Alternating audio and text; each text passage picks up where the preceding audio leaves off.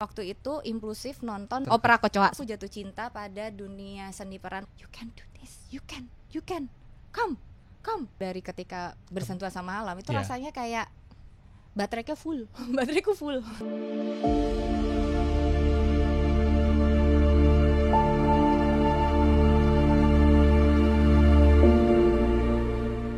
Dela selama ini kan di dunia film ya.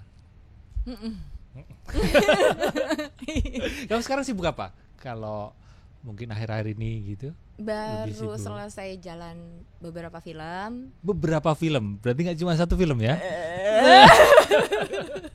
Ya, alhamdulillah ya Allah.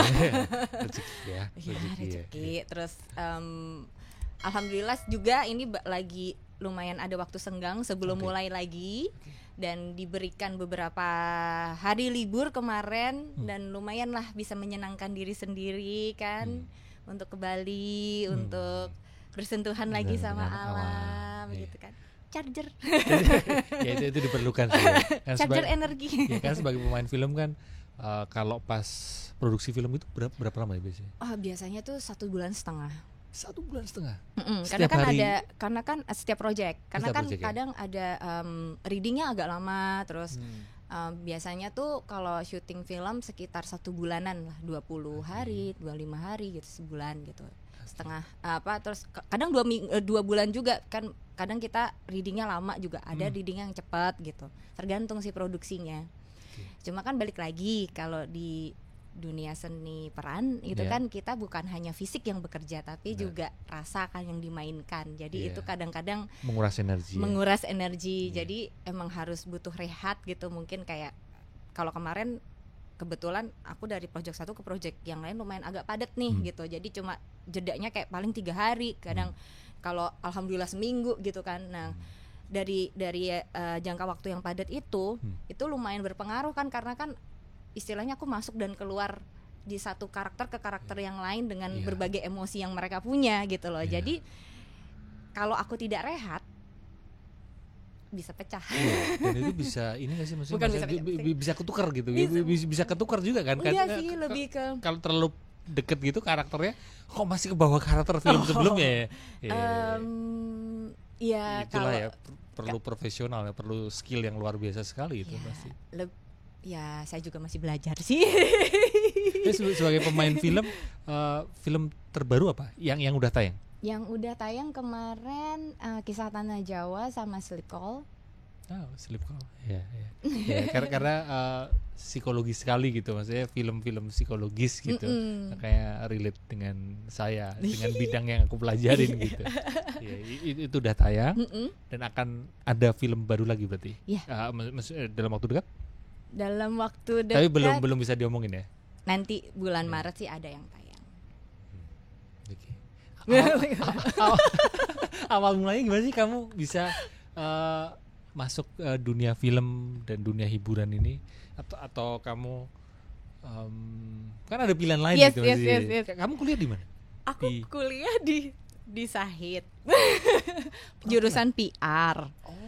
Nah, ini menarik nih karena ini ada kaitannya dengan apa yang akan kita obrolin dengan terkait Healing with Nature itu. Baru aku dapat iya dari situ ya. Jadi tapi kok bisa terus itunya melenceng kemana-mana. Jadi pada waktu itu tahun 2016 aku masih seorang mahasiswa dan pada waktu itu aku kita pasti punya titik terendah dalam hidup, dan titik terendahku itu di tahun 2016 ketika waktu itu papa sempat kolaps, sempat sakit, terus di saat yang sama ya ini klise sih, putus cinta gitulah poinnya gitu. Terus jadi aku ngerasa duniaku runtuh lah pada waktu itu kan. Aku nggak tahu harus ngapain, kayak rasanya tuh jalan aja tuh kosong gitu loh. Kayak aku nih gimana ya, hidupku nih gimana ya, kayak gitu. Kayak I'm lost, very lost. Bener-bener kayak aku nggak tahu harus ngapain lagi di hidup. Itu bener satu momen yang nggak pernah aku lupa lah, itu momen terberat dalam hidup. Dan di saat itu kamu masih di dunia PR berarti waktu itu? Masih kuliah. Pada waktu itu aku masih kuliah, tapi semester udah mau skripsi. Dan biasanya pengerjaan skripsi lama kan, tapi kan ada jeda tuh. Nah pas jeda akunya linglung, jadi kayak bingung. Tapi kamu sebenarnya punya keinginan untuk menekuni dunia PR? Enggak juga sih sebenarnya. Tapi mungkin ya itu poinnya ya, mungkin di saat itu titik balik hidup aku juga gitu loh. Mungkin kalau sekarang aku melihat ke belakang, mungkin itu cara Tuhan untuk kasih tahu aku kayak ini jalan yang salah Del, bukan ke situ jalannya. Nih aku kasih nih. Caranya emang agak sakit sih, enggak agak sih sakit banget. Biar aku bisa sadar, berpaling, dan aku balik ke jalan yang kasar, istilahnya benar atau mungkin terbaik. Buat dirimu. Untuk diriku gitu. Jadi pada waktu itu di saat keadaan yang tidak menentu, dan aku nggak tahu harus gimana. Aku bahkan nggak tahu harus gimana ya caranya untuk ngerilis rasa sakit ini, gimana ya caranya untuk kembali tegar. Jadi aku mencoba segala hal gitu. Jadi waktu itu aku impulsif, aku baca buku, aku cari buku atau apapun aku nonton, mencoba hal-hal baru, apalah gitu, pokoknya yang penting belajar hal baru apa kayak gitu. Akhirnya aku waktu itu impulsif nonton teater kecoa. Opera kecoa, opera kecoanya teater koma, maaf. Opera kecoa, teater koma. Dan pada saat itu aku jatuh cinta pada dunia seni peran untuk pertama kalinya. Momen itu ya mulai kayak ternyata acting itu bisa menghipnotis segininya. Karena pada waktu itu nonton film ya udah nonton aja tapi nggak ngeh gitu loh. Ternyata yang menghipnotis kita tuh bukan sekedar ceritanya tapi aktornya juga. Karena opera kecoa itu itu sih mind blowing sih ceritanya, bener-bener tokoh utamanya tuh seorang waria.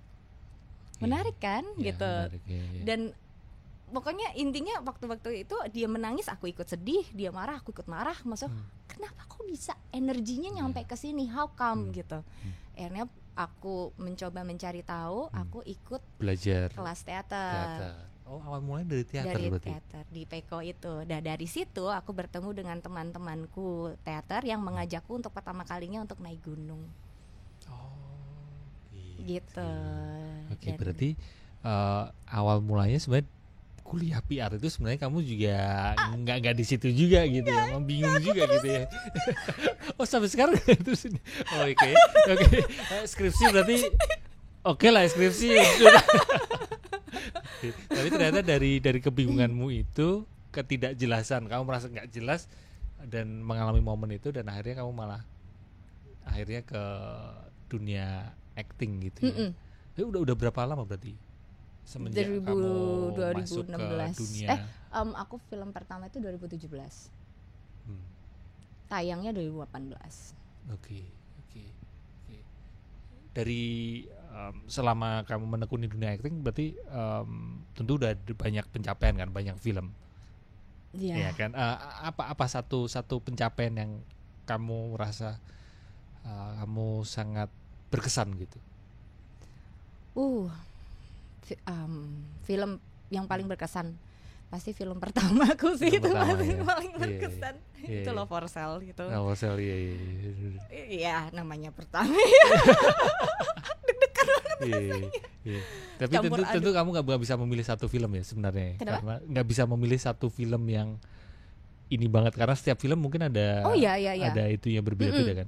Ada rasanya berbeda, juga ada pengalaman yang berbeda juga gitu. Sebenarnya menarik sih, dan aku bersyukur banget bisa bekerja di industri ini kan, karena maksudnya kayak ketika kita bekerja dalam satu proyek film pasti berbeda-beda, ketemu orang berbeda-beda, ketemu karakter pun beda-beda gitu loh. Jadi kayak pas banget nih.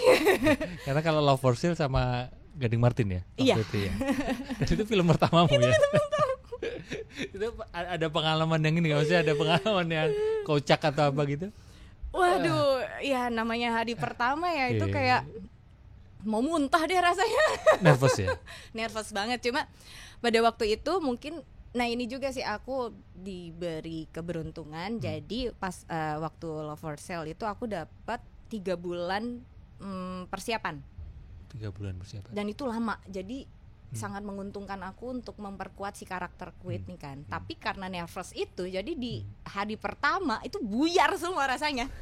Hilang semua persiapannya. Hilang semua, di kemana ini persiapan gitu nih. Terus, jadi pada waktu lumayan shock gitu, istilahnya mau ngomong action aja lama banget kan, kayak ya kamera lor apa sound apa gini-gini baru action gitu. Udah sesak napas dulu. Tapi itu pengalaman yang menarik banget. Terus pada saat itu direkturnya kan Bang Ucup. Nah, Bang Ucup itu tahu karena aku nervous. Jadi aku dipanggil dulu sama dia waktu itu kayak Del, lo kan anak teater. Lo lihat deh sini monitor. Dikasih lihat tuh monitor kan. Tuh lihat tuh ruang main lo itu sekamera ini ya, segitu tuh. Lo lihat kan di dalam monitor. Kalau lo keluar dari sini itu udah nggak kelihatan. Anggap aja tuh nih yang area itu adalah panggung. Dan orang-orang kru ini penonton. Oh, aku langsung gitu. Sama aja kan? Iya sih. Oh iya. Karena kamu terbiasa sebelumnya di panggung teater. Iya, jadi kayak, dan makasih banget Bang Ucup, caranya dia seperti itu untuk membuat aku relax. Dan ya sudah, aku menerapkan itu pada saat itu. Gitu. Tapi berarti udah berapa film sejak Love for Sale itu? Waduh, udah berapa ya? Dan tentu saja ini sering kamu promo film. Iya. Ya kan? Iya. Nah, ini pertanyaan ya keluar aja di pikiranku sekarang. Biasanya ada pertanyaan pas promo film, pertanyaan yang template kan? Iya. Udah hafal. Contohnya. Oke, coba selama syuting pengalamannya apa gitu kan? Atau enggak coba karakternya gimana? Kalau misal film horor, ada pengalaman serem enggak? Oh. Iya, karena rata-rata akhir-akhir ini kamu film horor ya. Iya. Ada pengalaman serem, ada kesurupan enggak? Gitu kan pasti. Itu pertanyaan template yang kadang sampai bosen ya kalau ditanya. Dalam satu hari ada banyak promo gitu ya. Dari semua pencapaianmu, sekarang ini kamu masih punya keinginan untuk mencapai prestasi apa? Atau target apa gitu? Waduh. Sebenarnya ini yang menarik dari industri perfilman, apalagi seni aktor. Makanya tadi aku bilang setiap project itu pasti punya feel, rasanya beda-beda kan. Karakternya pun beda, nggak ada yang sama dari satu karakter ke karakter yang lain. Jadi kalau ngomongin soal pencapaian atau apa, kayaknya aku udah cukup bahagia dengan apa yang aku punya sekarang gitu. Dan atau target apa yang pengen aku capai juga sepertinya tiap project pun itu punya nuansa yang sendiri-sendiri gitu loh. Kalau dulu ditanya kan mungkin action atau apa kayak gitu. Dulu aku tuh pengen deh film biopik, aku gitu kan. Biopik. Biopik gimana? Itu film tentang seseorang. Saya kayak Soekarno gitu. Kartini gitu kan, film biopik kan gitu kan. Karena kan itu kalau untuk seni acting itu akan lebih susah karena kan kita harus menghidupkan orang yang sudah ada gitu, maksudnya kan ada pressure tersendiri gitu kan. Dan alhamdulillah kemarin sudah dapat gitu. Gitu. Bentar lagi tayang. Tapi belum bisa diomongin ya. Belum.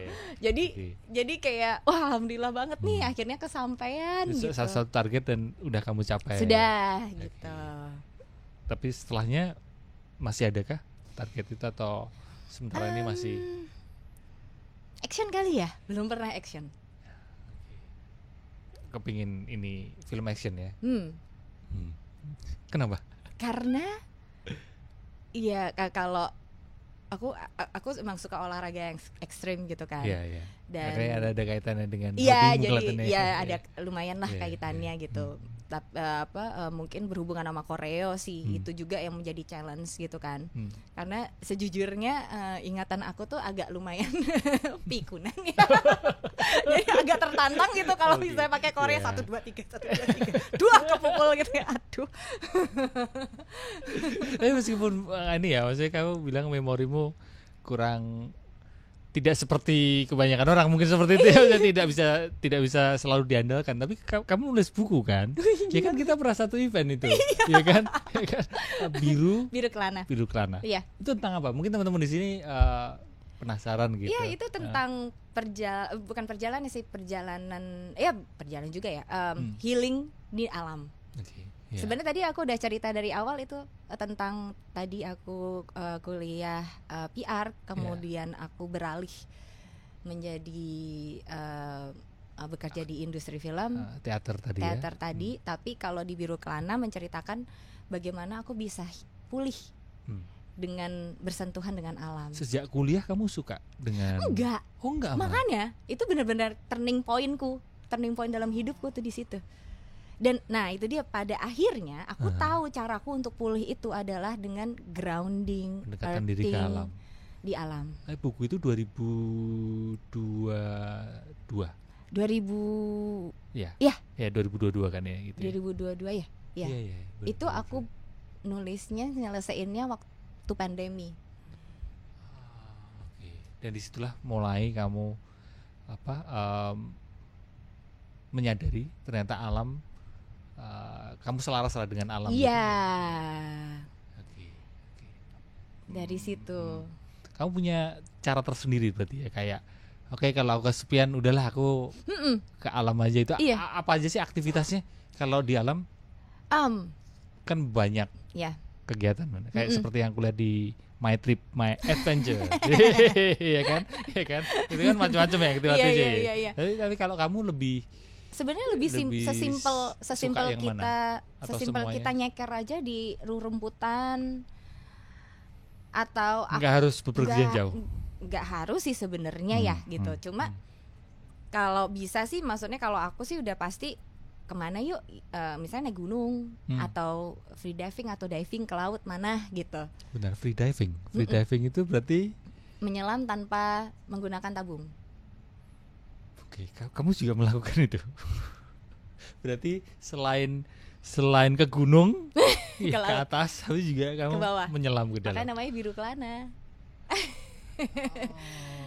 Jadi biru itu maksudnya birunya langit ketika aku naik gunung, dan birunya laut ketika aku diving dan free diving, dan kelana berkelana. Jadi macam-macam bang aktivitasnya tadi. Apa aja tadi?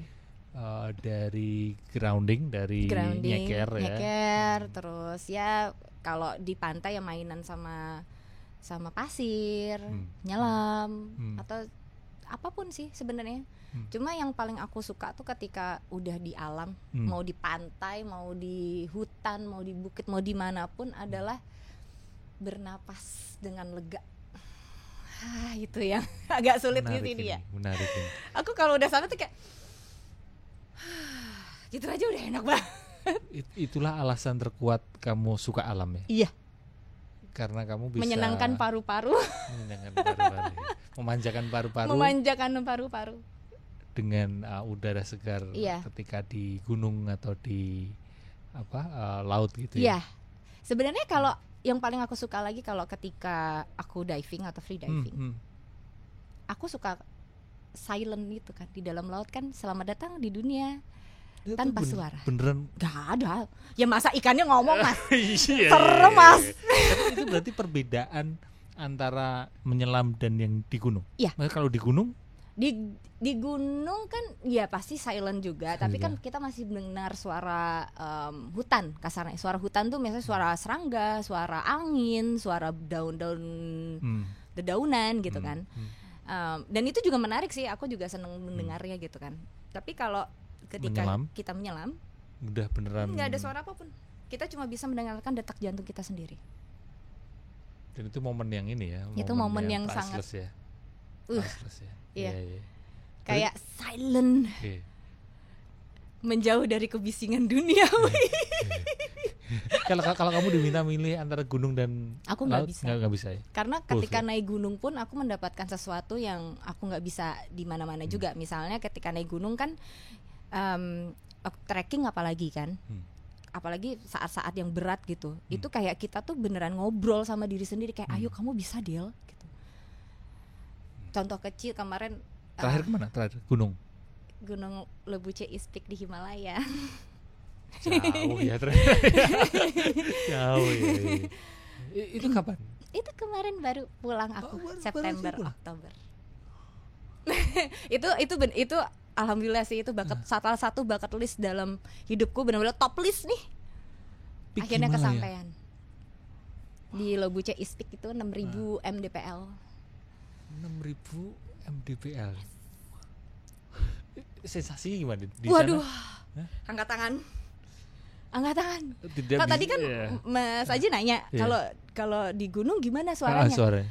Karena di sana kan udah gunung es ya, apalagi gunung es. Ketika di gunung es silent, nggak ada suara, bener-bener kayak wah. Terus paling kiri kanan putih semua. Paling cuma suara kan kaki sepatuku pakai ini kan crampon itu kan yang buat es. Yang buat gitu, krek gitu, yang buat pisau itu kan, crampon itu kan. Jadi paling suara krek, karena gitu, suara es aja. Perjalanannya berapa lama dari 11 jalan? hari sampai puncak itu 11 hari. Fisiknya nggak karu-karuan, itu pasti harus. Wah, saya udah mau mati rasanya, Mas. Tapi di atas rasanya wah. Aku gitu nangis sampai sesenggukan. Itu mau ada ketika pas mau sampai ke atas ada momen dimana aku udah mau menyerah. Aku bukan capek. Udah mau, aku menyerah karena capek banget. Dan jadi nafasnya juga pendek, pasti kan udaranya semakin tinggi itu semakin tipis kan oksigen ya. Aku tuh udah napasnya udah kayak gitu kan, karena udah tipis banget rasanya, udah gitu kan.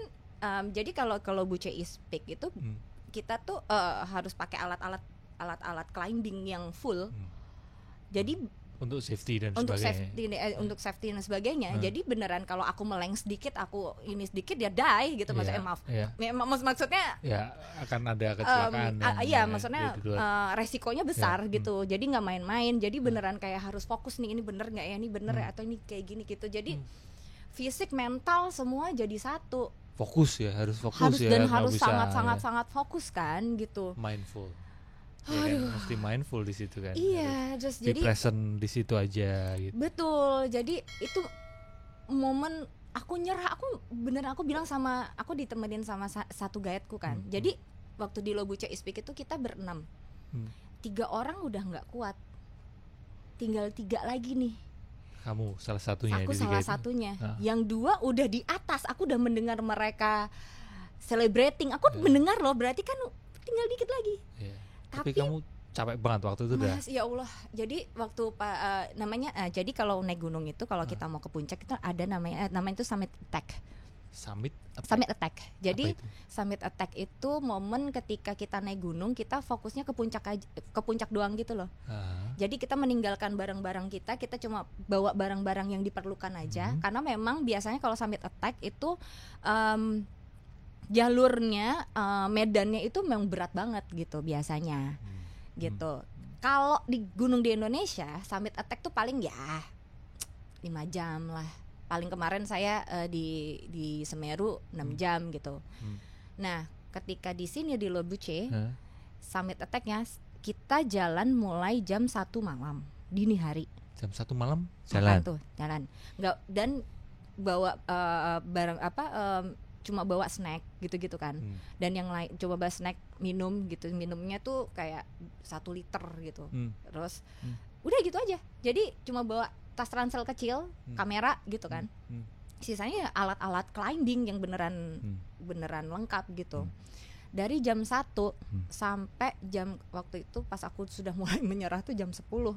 Di mana jam 10 siang. Dari jam 1 pagi 10 siang. Belum makan, belum tidur. Berapa jam berarti? Itu aku udah nggak ngitung. Berapa jam ya? Berarti 14. Iya. Enggak lah. Iya bener ya. Enggak no. Dari jam 1 pagi, jam 1 pagi sampai jam 10 pagi. 9 jam ya.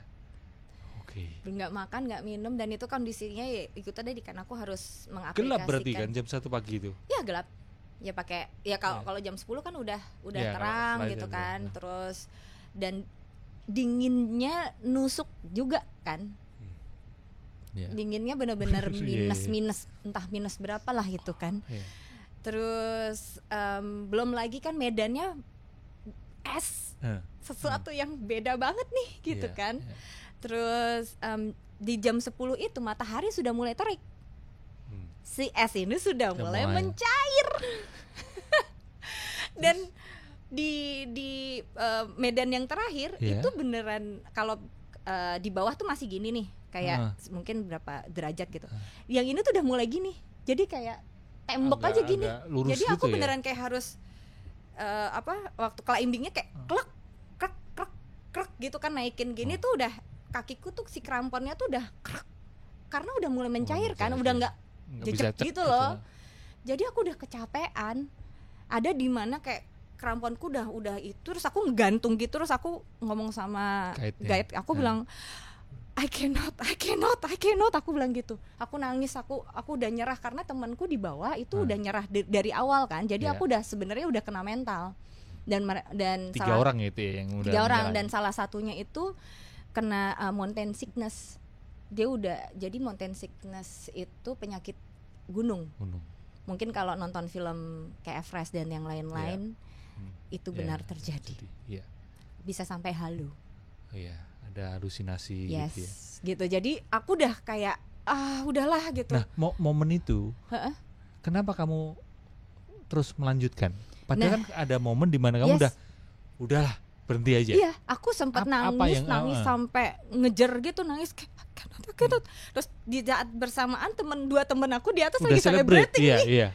Terus jadi kan kamu di tengah-tengah gitu aku kan? Aku di tengah-tengah gitu kan, terus jadi kayak udahlah nggak sanggup, udah beneran nggak sanggup. Akhirnya si guide aku bilang, you can do this, you can, come.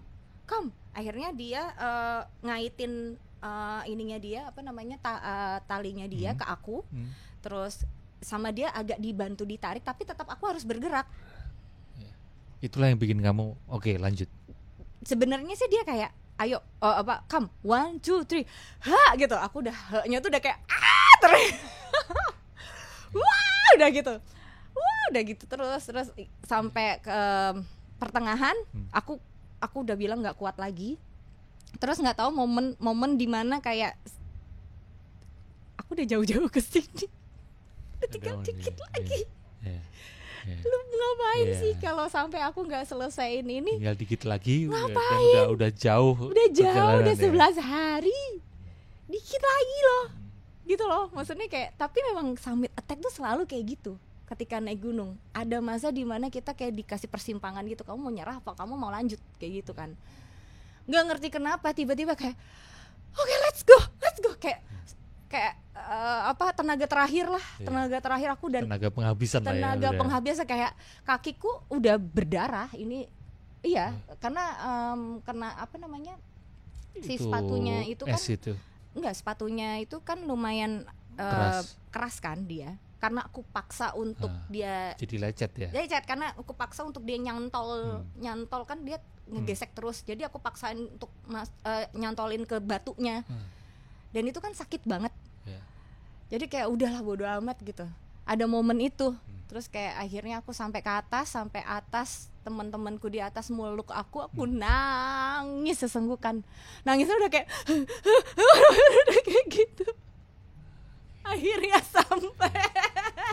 Wow, itu karena nggak banyak orang, bahkan sedikit orang mungkin yang bisa di situ gitu kan ya. Tapi anehnya Mas, ketika di atas nggak tahu tenaga dari mana, langsung. Kenapa? Happy aku. Langsung bisa. Kayak kemana itu perginya? Capeknya hilang ya. Capeknya mana itu? Aku celebrating di atas kayak teriak-teriak. Tapi yang muncul di pikiranmu sekarang, terus turunnya gimana? Maksudnya turunnya perlu tenaga lagi kan? Perlu. Udah mau mati juga. Enggak, terus dijemput helikopter kan di film-film juga helikopter enggak ya? Enggak. Turunnya perlu tenaga lagi ya? Betul. Oke, dari semua ceritamu itu tadi, bukan hanya di situ ya, tapi di berbagai kamu pergi ke alam, perbedaannya apa sih setelah kamu ke alam dan kalau kamu nggak ke alam gitu? Maksudnya kondisi batinmu atau kesehatan mentalmu yang kamu rasakan seperti apa? Wah, kalau aku pulang dari ketika bersentuhan sama alam itu rasanya kayak bateraiku full. Kayak habis di charge gitu. Habis di charger. Apalagi yang dari Himalaya itu ya. Itu lagi. Itu rasanya kayak nggak bisa terucap dengan kata-kata deh. Apalagi pemandangan di sana kayak ini kayak aku di mana ya? Di dunia lain gitu kan rasanya. Kamu berarti melihat pemandangan yang sangat luar biasa sekali. Pada waktu kamu melihat itu, sempat kepikiran untuk memotret gak? Ada momen aku enggak loh, kayak biarin di kepalaku aja. Ada momen ya aku perlu foto atau videoin, tapi ada momen kayak aduh bagus banget ya Allah, paling itu. Nah ini yang selalu aku lakukan ketika aku berada di alam. Aku pasti kayak ini semacam ritual gitu. Kayak ya Allah terima kasih sudah diberi kesempatan untuk mengagumi alammu, kayak gitu. Izinkan aku bersamanya untuk saat ini gitu. Aku selalu kayak gitu dimanapun. Aku pegang, terus aku ngomong itu. Ya, karena biasanya kita manusia ini ketika benar-benar melihat atau kita mendengar, melihat atau mempersepsi hal yang sangat indah gitu, termasuk pemandangan, kita bahkan sampai nggak sempat ini ya, maksudnya mengcapture-nya karena kayak tertegun gitu kayak. Iya. Wow, gitu ya. Aku nangis sih, apalagi pas pertama kali ngelihat Everest kan. Padahal Everest kecil banget waktu itu. Tapi kan Everest tuh memang bucket list dalam hidup aku kan. Kayak ya untuk pendaki itu kayak wah. Ya, itu jadi kayak naik haji lah gitu kan. Benar. Ketika pertama kali lihat tuh kayak udah nangis. Rasanya kayak. Berarti setelah ini masih ada bucket list setelah tadi kamu dari Himalaya. Dari Himalaya. Masih ada gunung yang kamu incar untuk kamu taklukkan. Wah. Kalau ngomong itu nggak kelar-kelar sih. Karena itu tadi ya setiap kali kamu low bed, kamu kepingin mendekat ke alam ya.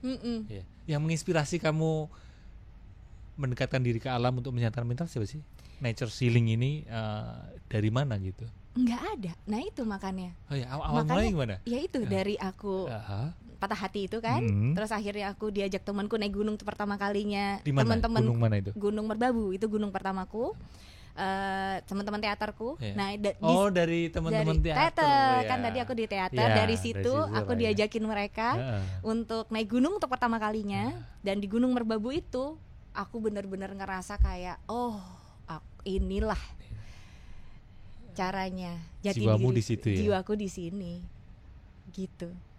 Kayak waktu naik Merbabu itu pengalaman yang nggak pernah aku lupain juga gitu rasanya. Ada perbedaan ini nggak ketangguhan fisik atau kekuatan fisik pada waktu dulu pertama kali kamu naik Gunung Merbabu? Oh iya maaf. Sekarang ini ya udah lebih ayo lah kalau yang deket-deket berangkat gitu ya. Berangkat gitu. Cuma ya, balik lagi ya di gunung itu kita nggak pernah tahu loh maksudnya nggak boleh meremehkan gunung. Itu yang aku pelajarin ya, dan pengalamanku juga gitu. Karena itu beneran terjadi sama aku. Jadi beberapa kali aku udah naik gunung nih. Terus habis itu waktu itu temanku ngajakin ke Gunung Gede. Sedangkan waktu itu aku masih jadi host acara jalan-jalan itu. Jadi besokannya aku langsung naik ke Gunung Gede. Mamaku udah bilang, kamu tuh lagi gak enak badan, nggak usah gitu. Enggak, bisa kok, bisa. Berarti kamu rencanain naik gunung itu besok gitu ya? Karena seminggu sebelumnya. Karena FOMO temenku naik gunung. Jadi kamu emang alam banget ya orangnya.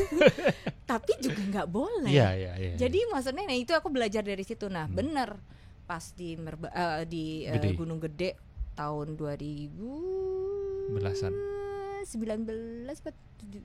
itulah. Itu aku sakit meriang di gunung, hujan, lagi musim hujan. Jadi selama 2 hari kehujanan terus, makin hancur fisikku. Akhirnya nggak sampai puncak. Sampai atas tetap. Tapi ya? pas pulangnya itu yang dihajar mental habis-habisan. Jadi aku badanku meriang.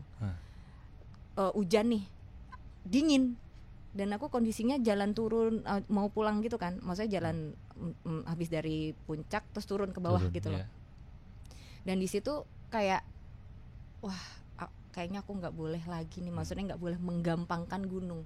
Walaupun aku udah sering bolak-balik naik gunung, tapi kondisi fisik dan yang lain, gunung tuh nggak, ya gimana ya, sakral Mas. Bener. Menurutku ya, kayak nggak bisa. Dari pengalamanmu mendekatkan diri ke alam, kamu menyiapkan mental ke alam. Apa filosofi hidup yang kamu dapatkan dari ke alam? Salah satunya tadi ya, bahwa setiap momen, setiap tantangan, meskipun kelihatannya itu kita udah terbiasa, jangan kita gampangkan. Itu salah satunya. Itu salah atau satu. mungkin yang lain adakah? Salah satunya adalah bagaimana kita bisa meraih mimpi dengan kerja keras. Itu yang selalu aku dapetin kalau aku sampai petak. Ya, bahkan di titik bahkan di titik yang kamu sebenarnya udah menyerah, tapi menyerah, tapi kayak, jadi ibarat kata gunung itu kan kayak impian. Iya. Kalau kita ngelihat gunung dari bawah, kita cuma bisa ngelihat puncaknya kan. Kayak mimpi kita lah, mimpi kita kan di atas angan-angan. Kalau kita nggak selangkah demi selangkah untuk mencapai titik di atas, kita nggak mungkin sampai. Sama kayak naik gunung kan, tadi 11 hari. Ketika mau sampai sana ada aja rintangannya, ada aja cobaan yang buat kita menyerah gitu loh. Semakin dekat ke puncak semakin berat gitu kan, semakin kita nafas juga semakin gitu loh. Dan ketika sampai di atas, aku bisa kok menggapai mimpiku itu dengan kerja keras. Jadi nggak ada yang nggak mungkin, itu yang aku dapatin. Wow. Ini pertanyaan terakhir, karena kalau diteruskan nanti bisa 3 jam 4 jam ini. Pertanyaan terakhir, ini buat teman-teman yang kepingin menyiapkan mental, mendekat ke alam gitu, mungkin kamu ada saran? Salah satu ada tadi kan, jangan tergesa-gesa, kayak jangan FOMO kalau ke gunung gitu, karena perlu persiapan juga gitu. Mungkin ada lagi buat teman-teman yang kepingin menyiapkan mental lewat alam. Menurutku sih alam itu sakral ya gitu. Kita juga nggak boleh sombong ketika kita berada di alam, karena apapun bisa terjadi gitu loh. Karena kita manusia.